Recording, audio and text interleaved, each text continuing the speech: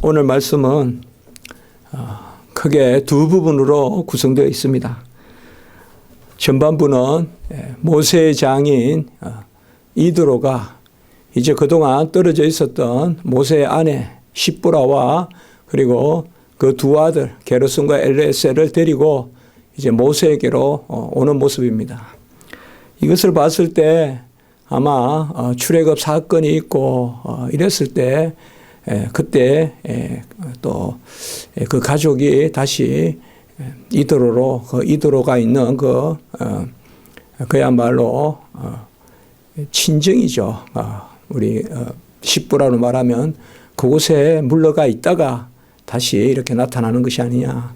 처음에 분명히 같이 들어가는 모습을 또 우리가 보았지 않습니까? 그래서 거기에 이제 이드로 만나서 이드로는 아직 하나님을 제대로 알지 못하는데 모세가 그동안 있었던 일들을 쭉 이렇게 장인에게 고하니까 장인이 이제 여호와를 인정하고 여호와를 믿고 특별히 10절과 11절에 보면 이드로의 노래라고 할 것까지는 없겠지만 그래도 이드로의 신앙 고백이 나와 있는 것을 볼 수가 있어요.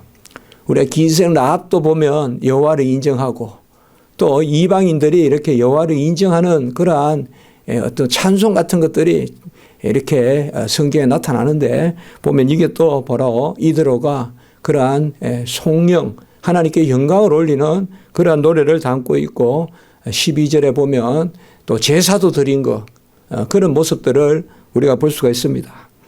여하튼 한 가정의 일을 성경은 귀하게 본다는 것을 우리가 잘 알아야 됩니다. 성경의 아주 성경 기사는 중요한 것들만 기록하거든요. 어떻게 보면 왕 이름도 안 나오기도 해요. 예수님 시대 때 뭐 고관 대작들 이름 안 나옵니다. 대철학자들 이름 안 나옵니다. 그러나 생각지도 않은 그러한 사람들의 또 이름은 나옵니다. 그렇듯이 하나님이 보시는 관점이 있어요. 하나님의 관점에서 중요한 인물들을 성경에 기록하는 거예요. 일반 역사는 일반 역사적 관점에서 주로 정치적 관점에서 그렇게 다루지만은 성경은 그렇지 않습니다. 그러니까 성경에 나오는 인물들은 다 뜻이 있어요. 특별히 이 모세의 가정에 대해서는 우리가 아론과 그리고 미리암, 모세 이 오누이들에 대해서 알 수가 있고 또 그 어머니 아버지에 대해서 성경은 말해주고 있고 그리고 그의 아내에 대해서 장인에 대해서 말해주고 그리고 또 두 자식에 대해서도 이렇게 말해주는 것을 보면 하나님이 이 가정을 아주 귀하게 여긴다 이런 것들을 우리가 항상 생각해 볼 수가 있습니다. 그리고 오늘 후반부의 13절로부터는 모세가 혼자 재판을 다 하니까 이 이드로가 지혜를 모세에게 줘요. 그렇게 혼자만 하지 말고 여러 사람들의 청청이 대표들을 세워서 1000부장, 100부장, 50부장, 10부장 이렇게 세워서 그렇게 재판하는 것이 어떻겠냐. 이게 뭐 그렇게 중요하다고 또 성경에 기록했냐라고 생각할지 몰라도 이것이 바로 오늘 장로교 제도의 기원입니다. 이게 오늘날 장로교 제도예요. 우리가 장로교를 배울 때 제일 중요하게 여기는 말씀이 바로 이 부분이에요.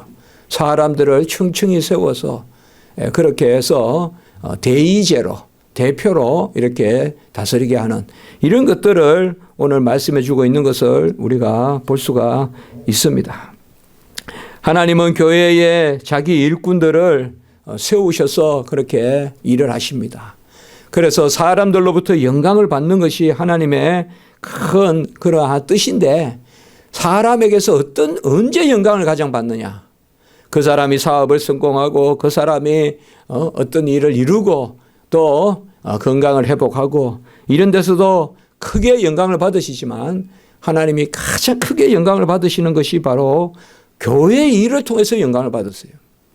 하나님의 일을 교회에서 행하고 그 어려운 가운데서도 교회의 일을 이루고 이러한 가정에서 하나님이 역사하시고 그러면서 여호와를 인정하게 되는 여호와는 교회의 주시요 교회의 머리시요 교회는 하나님의 집이요 여호와의 임재여의 터요 이렇게 고백을 하는 그러한 역사 가운데서 그렇게 달리 말하면 하나님의 일을 할 때 가장 하나님은 큰 영광을 받으세요. 그때 또 일을 하는 그 백성을 통해서 하나님이 친히 다 하실 수 있지만은 하나님이 왜 인생을 다스리지 못하겠어요? 기어가는 개미 하나도 다 보시는데 내리는 비도 다 주장하시는데 우리가 보기에 인류가 수십억 되니까 엄청 많은 것들도 하나님 보시기엔 손바닥 하나도 안 되는데 왜 직접 못 다스리시겠어요? 그러나 하나님의 뜻은 그의 택한 백성을 통하여 그들의 입술로 인격적인 인정과 그리고 경외와 존귀와 찬송과 예배를 받기를 원하시는, 그래서 하나님은 꼭 일꾼들을 세워서 그 일을 하는데 중요한 것은 한 사람을 세워서 다 하게 하지 않는다. 하나님은 여러 사람을 요소 세워서 그것을 그야말로 조화롭게 돌아가도록, 그게 또 하나님의 뜻이다 이 말이에요. 목사, 교사, 장로, 집사, 우리가 이 장로교의 4대 직분이라 그러는데 이러한 직분을 그때 두시고, 그래서 서로 은사 가운데 도와서 그렇게 교회의 일을 이루라고 하는 것입니다. 교회의 일은 감독제나 교황제와 같이, 우리가 감리교회는 감독제가 있어요. 그리고 로마 캐톨릭은 교황제가 있잖아요. 이것은 다 계급적인 개념입니다. 누가 높고 누가 낮고. 그래서 감독제도 그렇고 성공회도 그렇고 여러 보면 그런 데는 사실 계급의식이 있어요. 그러나 성경은 하나님의 일꾼들에게 계급을 주지 않습니다. 오늘 1000부장, 100부장, 50부장, 10부장, 이것은 1000명을 맡았고 50명을 맡았고, 고대에는 대체로 숫자대로 이렇게 가는 거예요. 그러니까 1000명을 맡은 사람이 1000부장이고 100명을 맡으면 100부장이고, 그래서 50명을 맡으면 50부장이고, 우리가 신약시대 때도 보면 100부장 나오지 않습니까? 100부장이 보면 100명을 맡은 사람인데 오늘날로 말하면 중대나 그런 개념이 안 되겠어요. 그러니까 가장 전쟁을 앞서서 하는 사람이 100부장이에요. 가장 거치고 전쟁이 일어나면 제일 먼저 뛰어들어가 가지고 죽고 싸우고 칼바지 하는 사람이 100부장이에요. 이런 거친 100부장이 예수님을 찾아온 거예요. 그래 가지고 예수님을 인정하는. 그 100부장의 신앙을 예수님이 칭찬해 준단 말이에요. 그런 이런 100부장, 1000부장, 50부장, 10부장, 요새야 다른 직분으로 있지만 크게 보면 요새도 다르지 않죠. 자꾸 피라미드 같이 올라가서 최고 정점에 있는 사람은 전체 삼성의 에트로 직원이 한 30만 명 된다 그러면 그 30만 명 다 꼭대기 회장이 하나 있으면 전전주전 낮춰서 이렇게 하는 건데, 중요한 것은 교회의 일에는 어떤 계급이 아니라 하나님의 은사의 조화 가운데서 주의 일이 이루어진다는 것을 잘 아셔야 됩니다. 그러니까 한 사람이 다 하게끔 두지 아니하고 군데군데 하나님이 하실 수 있는 그러한 일꾼들을 세우는 것을 볼 수가 있습니다. 오늘 말씀의 전반부 아까 잠깐만 말씀을 드렸지만은 모세의 장인 이도로는 1절에 보면 미디안의 제사장이다 이렇게 나옵니다. 그러니까 분명히 이방의 우리가 전문적인 용어로 쓰면 신관이에요. 신관. 하나님을 섬기는 어떤 그런 관리 개념이에요. 그러니까 이 이도로는 미디안 제사장이다 이렇게 보면 사실상 이방신을 섬기고 유일하신 오직 한 분이신 하나님을 섬기지 않는 그런 사람이에요. 이 이도로가 이제 오늘 모세를 찾아오는 것을 볼 수가 있고, 대체로 고대의 신관은 보면요 다 신교예요. 우리 성경에 여호와 하나님만 유일신교지 다른 데는 다 신교예요. 뭔가 하면 이 신도 옳고 저 신도 옳고 많은 신을 섬기는 게 덕이에요. 그게 그 고대의 신관이에요. 고대의 신관. 그래서 그 중에 이제 사람도 하나 들어가면 그게 또 황제 숭배도 되고, 그러니까 우리가 이런 것을 그렇게 읽어야 돼요. 그러니까 미디안 제사장인데 또 여호와도 인정하는 거예요. 저것도 인정하고 저것도 인정하고, 이게 이제 오늘날로 말하면 절에도 갔다가 또 그냥 앞에 그냥 조금 뭐라고 해놓으면 그냥 종교는 다 있으니 아니거든요. 종교는 많다고 좋은 게 아니거든요. 왜? 하나님이 한 분이신가 그렇죠. 그런데 이드로가 이제 와서 모세를 통하여서 하나님을 인정하는 이것을 알 수가 있어요. 그러니까 우리가 여기서 오늘 중요하게 보는 것이 뭔가 하면 바로 성경에는 철저하게 하나님의 택한 백성의 그러한 아브라함과 이삭과 야곱의 계보를 내려오는 혈족 개념이 있어요. 그렇다고 해서 그 경내에 드는 사람들을 배척하지 않아요. 그 경내에 드는 사람을 배척하지 않아요. 이것이 또한 뭔가 하면 구약이 보여주는 신약 시대의 예표라고도 볼 수가 있어요. 그렇게 뭔가 하면 이방인들은 무조건 다 그냥 구원받을 자리에서 배척한다. 그게 아니에요. 예? 우리가 룻의 이야기도 알 수가 있고 아까 말씀드린 기생 라합도 알 수가 있고 이 사람들은 다 모함 여인이고 이방 여인들이에요. 그러니까 오늘도 보면 우리에게 뭘 보여주는가 하면 이 장인 이드로를 통하여서 우리에게 그것을 말해주고 있어요. 더 이드로에 대해서 자세하게 말을 하지 않아요.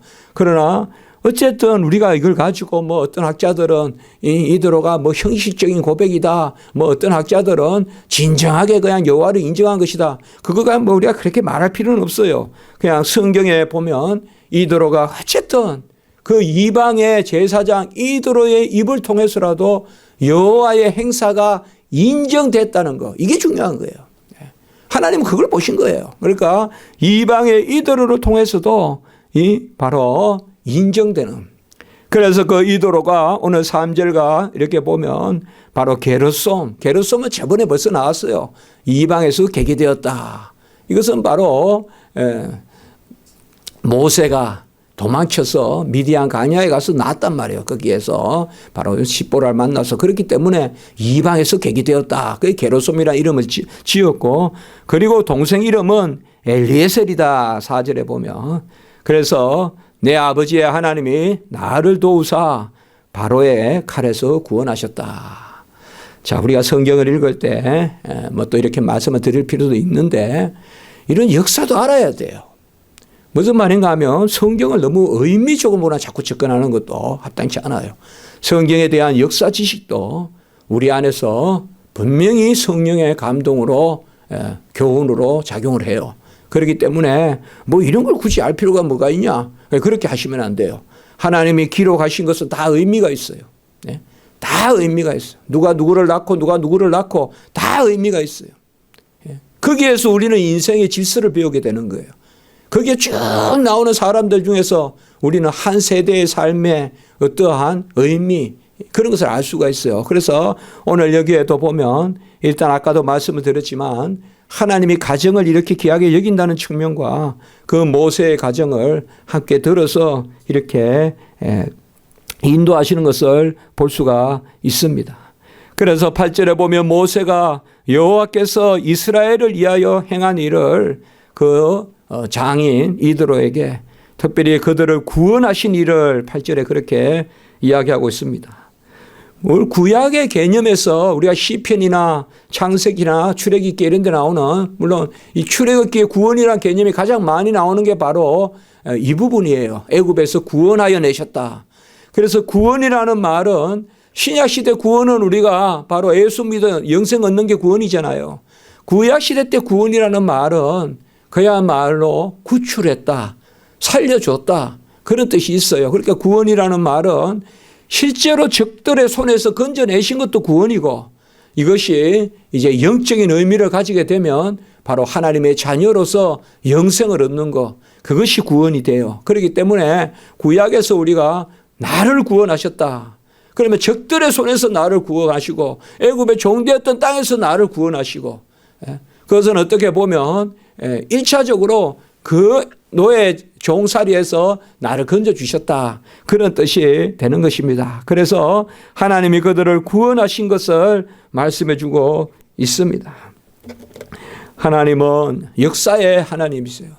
역사 가운데 지금도 이 시간도 하나님은 일하십니다.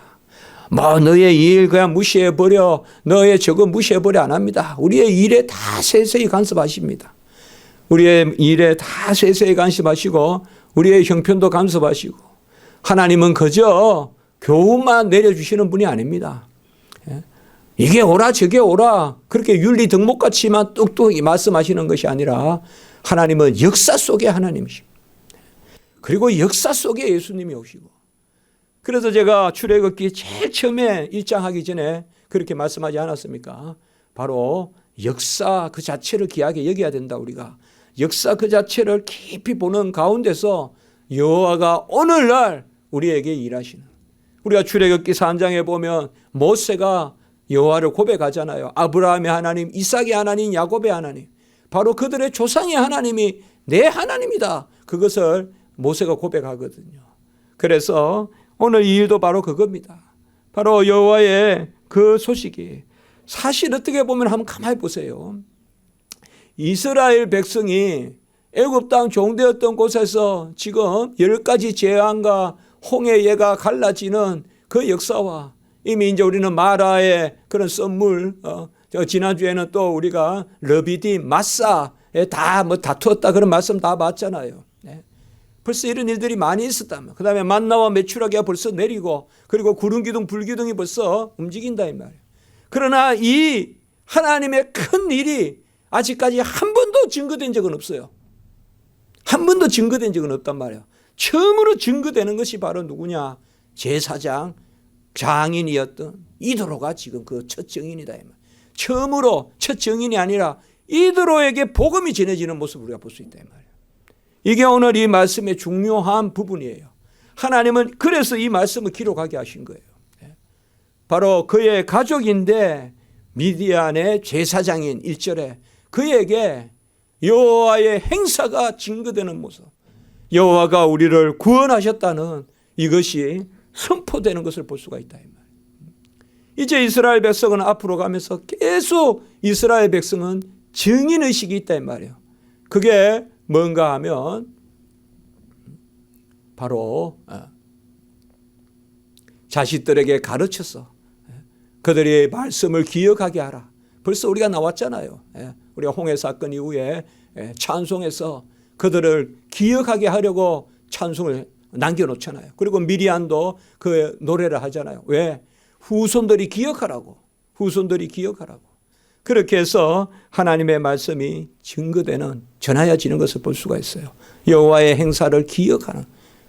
그래서 내가 늘 애굽에서 건져냈다는 것을 기억하게 하고, 그것을 계속 이스라엘 백성이 기억하게 하는. 그리고 그 기억이 이제 뭐예요? 뻗어나가는, 가정에서부터 복음이 전하여지는 그것을 오늘 볼 수가 있습니다. 10절에 보시면 이도로가 여호와를 찬송하리로다.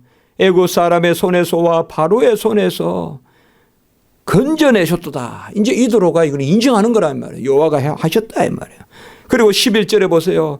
이제 내가 알았도다. 여호와는 모든 신보다 크심으로 이스라엘에게 교만하게 행하는 그들을 이기셨도다. 이렇게 이야기하는 거예요. 그 당시에 최고의 신은 뭐예요?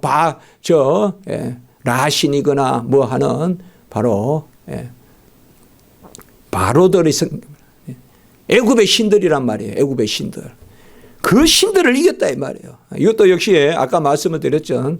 이런 표현들은 다 신교란 말이에요. 그 당시에. 그러니까 이 신도 있고 저 신도 있고 생각하는 이도로는 지금. 그런데 그 신 중에 최고의 신이 뭐냐? 바로 여호와다. 우리 그렇게 말하면 안 돼요. 우리는 신은 여호와밖에 없어요. 여호와밖에. 다른 신은 신이 아니에요. 아예 신이란 말도 하면 안 돼요. 뭐 잡신이냐 하는 그 신이란 말 꺼내지 마세요. 아예 그냥 되도록이면. 그냥 하나님만 하나님이세요. 우리는. 다른 건 하나님이 아니에요. 처음부터.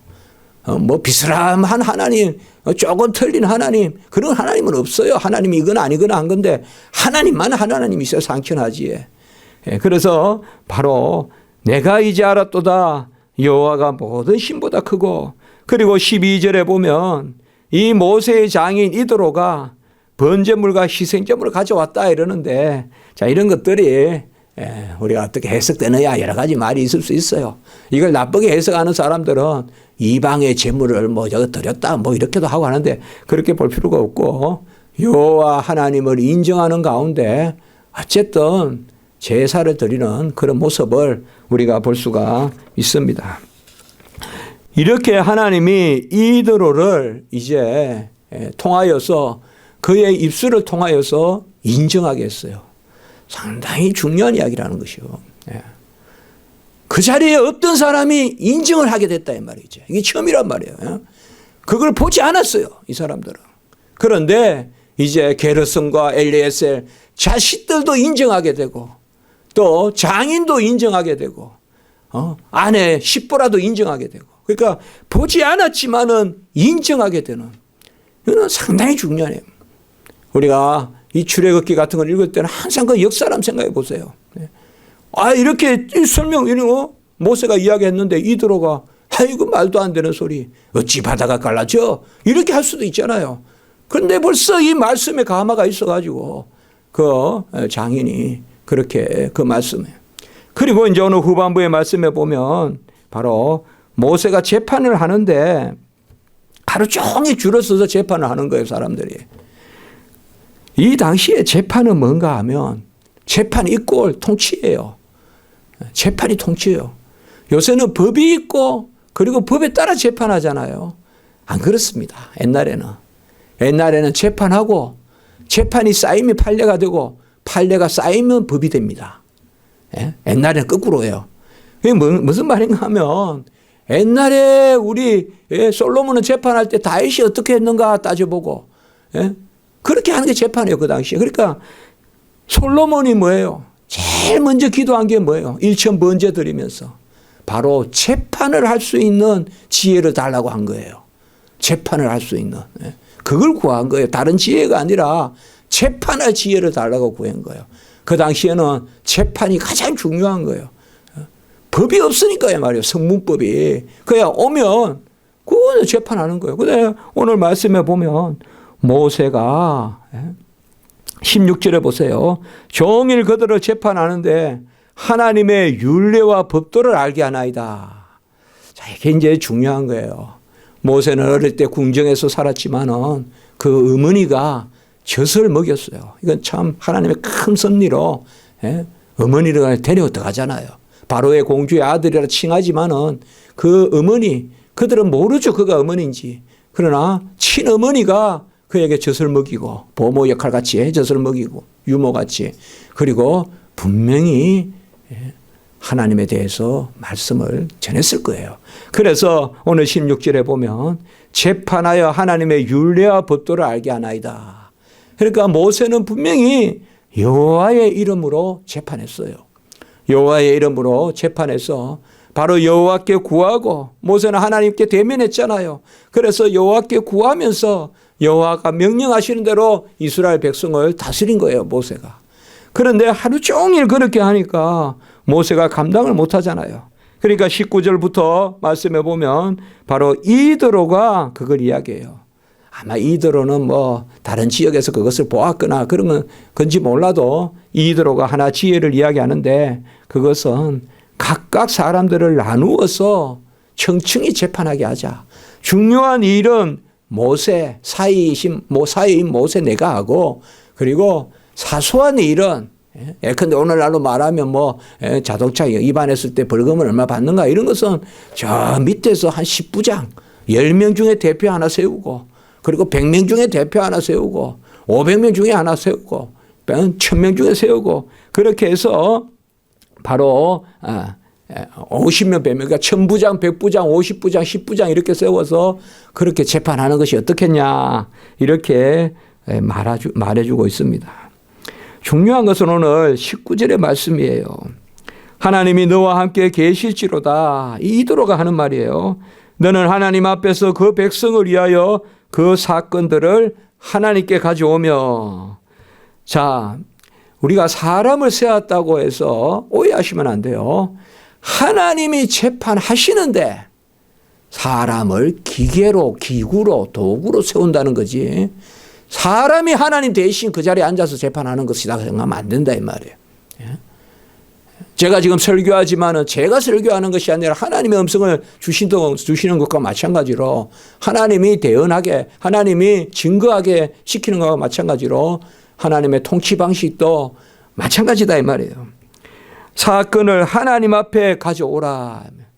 그리고 20절에 보면 여호와의 율례와 법도를 가르쳐서 마땅히 갈 길과 할 일을 그들에게 보이고 잘 아시죠? 바로 이 당시에 재판은 다른 게 아니라 여호와의 뜻을 알려주는 거예요. 그래서 하나님의 뜻에 따라서 너는 이 길로 가. 너 이것 해. 그러니까 마땅히 갈 길과 할 일을 보여주는 거, 그게 재판이에요. 오늘 우리가 말하는 소위 신정정치예요. 신정정치. 하나님이 친히 다스리는 정치예요. 그럼 재판관들은 뭐냐? 바로 하나님의 뜻을 대변해 주는, 하나님의 뜻을 구해서 하나님의 뜻은 이렇습니다. 저렇게 하세요. 저렇게 하세요. 이게 바로 재판이다 이 말이에요. 그 재판을 이제 모세 혼자가 감당할 수 없으니까 능력 있는 자를 세우라 이렇게 있어요. 21절에. 능력 있는 사람을 세우는데 누가 능력 있느냐? 재력이 뛰어나고 명망이 있다고 능력 있느냐? 아니라 이 말이에요. 하나님을 두려워하며 진실하며 불의한 이익을 미워하는 자. 이게 바로 능력 있는 자다 이렇게 나옵니다. 하나님을 두려워하며 진실하며 불의한 이익을 미워하는 사람, 이런 사람들을 하나님이 택한 사람이니까 이런 사람을 세우라고 그렇게 말씀해 주고 있습니다. 아까도 말씀을 드렸지만은 오늘 이 출애굽기 18장은 어떻게 보면 우리 성도님들에게 좀 낯설 수 있어요. 그러나 교회는 질서의 교회예요. 모든 것을 규모 있고 질서 있게 하라. 이게 대원리예요, 교회에. 그리고 교회에도 거룩한 정치가 있어요. 그걸 우리가 교회 정치라 그래요. 우리 교회의 정치는 장로교 정치로 성경은 가르쳐 주고 있어요. 감독제도 아니고 그리고 해중제도 아니에요. 무슨 형제교회라든지 형제단 교회라든지 오순절 교회라든지 그러한 교회들이 아닙니다. 우리는 분명히 대의적인 교회입니다. 바로 대표를 세워서 그들 가운데서 하는, 그래서 당의 개념이 있고 또 당회가 모여서 노회 개념이 있고 노회가 모여서 총회 개념이 있습니다. 정치를 위한 정치가 아니라 재판을 위한 재판이 아니라 하나님의 음성을 듣는 구조로서 교회는 질서가 필요하고 정치가 필요해요. 노회를 무시하는 교회는 합당한 교회가 될 수가 없어요. 노회 이라면 손가락질하고 총회 이라면 손가락질하고 마치 그야 자기들 교회 혼자 잘하는다니, 그거야말로 교만한 거예요. 부족하고 여러 가지 나쁜 이야기들도 많이 돌지만은 그래도 정확하게 그 자리에서 그게 바로 장로교 정치예요. 서로 연약하고 서로 부족하다는 것을 인정하는 것입니다. 오늘 말씀에 보면 특별히 26절과 22절에 보면 22절과 26절에 보면 그들이 스스로 재판할 것이니 22절에도 또 26절에도 스스로 재판하더라. 제가 저기 이스라엘 갔을 때 그때 이제 예루살렘도 또 그 위에도 가보고 그러니까 꼭 가는 곳마다 보면 이곳에서 재판했다 그런 데가 있더라고요 보니까요. 그리고 어떤 데는 이렇게 막 재판하는 절차까지 이렇게 막 벽에 막 붙여놨더라고요. 그 기억이 나요. 하솔이라는 곳이 기억이 나요. 큰 도시인데 하솔에 재판했던 곳이다. 그런데 지금 생각해 보면 그게 재판이 아니에요. 아까 말씀하신 전체 나라를 다스리는 게 재판이에요. 그 당시에. 그런데 스스로 재판하더라. 이게 무슨 말인가? 이거 사람이 재판했던 것인가? 이거는 이제 우리가 오해하시면 안 된다 이 말이에요. 바로 모세와 대면하여 여호와가 말씀하여 주셨듯이 하나님의 이름으로 세운 종들을 하나님이 알려주셔서 그들에게 특별히 역사하셔서 그들이 하나님을 대신해서 그렇게 다스리게 하시는, 그것이 바로 하나님의 통치 방식입니다. 18장에 이 말씀이 나왔다는 거 귀하게 여겨야 돼요. 이러한 질서 가운데 이제 19장, 20장 이제 시내산에서 말씀을 듣습니다. 그래서 시내산에서 말씀을 받고 모세가 창창창 이렇게 해서 딱 대표로 나가고 이 질서가 18장에서 잡히는 거예요. 18장에서 질서가 잡혀서 쫙 회중이 모이고 그리고 쫙 마지막에 누가 딱 모세가 올라가는 거예요. 대표로. 말씀 받으러. 이게 18장이 아주 중요한 이야기예요. 이게. 하나님은 은혜의 하나님이다. 뭐다 질서도 없고 뭐도 없고 아무것도 없고 그냥 그냥 여기서 받고 저기서 받고 그렇게 하시는 하나님이 아니다 이 말. 항상 하나님이 전쟁을 하시거나 또 하나님이 계수하실 때 보면 어느 지파 어느 누구 나와 이렇게 탁탁탁탁 세운단 말이에요. 그런 질서가 있는 하나님이시다. 그것을 보여주고 있어요. 저도 이 부분 읽을 때마다 그렇구나. 항상 이 부분 읽을 때마다 18장이 있어야 19장 20장이 가능하겠구나. 그걸 생각을 해봐요. 아무리 좋은 말씀을 받아도 질서가 없으면 교회가 안 되는 거예요. 아무리 은혜로운 말씀을 받아도 질서가 있어야 돼요. 질서가. 이것도 아니고 저것도 아니고 뭐 전부 그냥 말하면 다 그냥 말이고 그렇게 해서 안 된다. 정확하게 질서요. 하나님은 은혜의 하나님이 돼 질서의 하나님이라는 걸 아셔야 돼요. 가장 질서. 그것이 삐그덕거리는 것을 하나님 가장 싫어하세요. 제사장이 선지자 역할을 하는 거 싫어해요. 왕이 제사장 역할을 하는 거 싫어해요. 딱 질서대로 하시는 것을 하나님 기뻐하신다. 이런 가운데 항상 교회는 반듯해야 됩니다. 기도드리겠습니다. 거룩하고 자비로우신 하나님 아버지, 오늘 귀한 말씀을 통하여서 출애굽의 큰 역사가 이제 이방에도 전파되는 그 말씀, 그것이 특별히 가정 단위로 먼저 이루어지는 말씀을 통하여 하나님의 큰 행사가 가정에서부터 증거되는 것을 알려주시니 감사합니다. 그리고 교회가 질서의 교회로서 또 잘 구조를 갖추되 서로 높낮이는 없지만은 그 질서 가운데서 하나님이 통치하는 다스리는 그 방식을 알려주시니 참으로 감사합니다. 우리가 이런 가운데서 이제 신의 산에서 말씀을 받는 그 큰 역사가 일어났듯이 우리도 10년 가운데 항상 하나님의 뜻을 온전히 분별하는 은혜가 있게 해 주시옵소서. 이제 기도 드릴 때 하나님 우리와 함께 하시고 은혜 위에 은혜를 더하여 주시옵소서. 주 예수 그리스도 이름으로 감사하며 기도드리옵나이다. 아멘.